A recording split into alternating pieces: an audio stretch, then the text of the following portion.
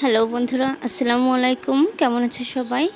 আশা করি ভালো আছো। আজকে অনেক দিন পরে আমি আরেকটি ভিডিও নিয়ে তোমাদের মধ্যে চলে আসলাম। আজকে আমি দেখাবো গ্রামে কিভাবে আম ভর্তা করা হয়।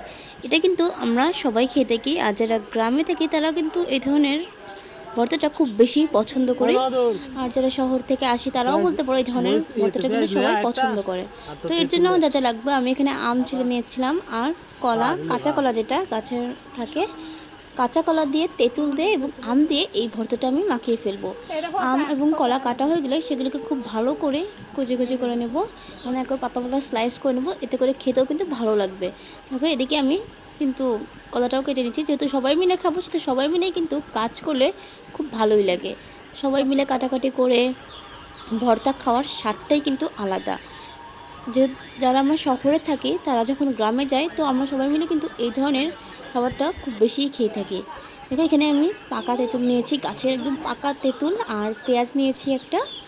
পাকা তেঁতুল কার কার পছন্দ সেটা কিন্তু অবশ্যই কমেন্ট করে জানাবে।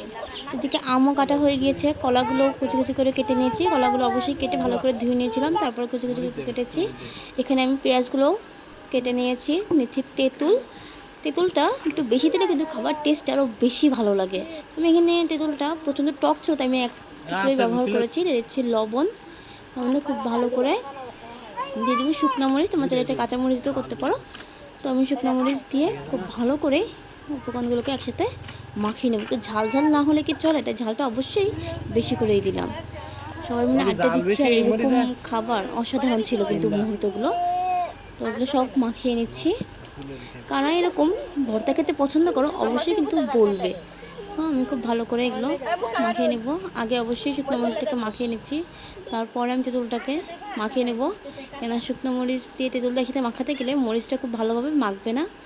তো সব মাখানোর পরে এবার পুরো ভর্তাটা একসাথে মাখিয়ে নিচ্ছি। এটা খেতে কিন্তু অসাধারণ ছিল।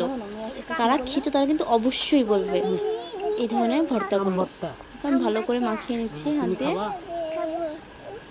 মাখানো প্রায় কিন্তু হয়ে গিয়েছে।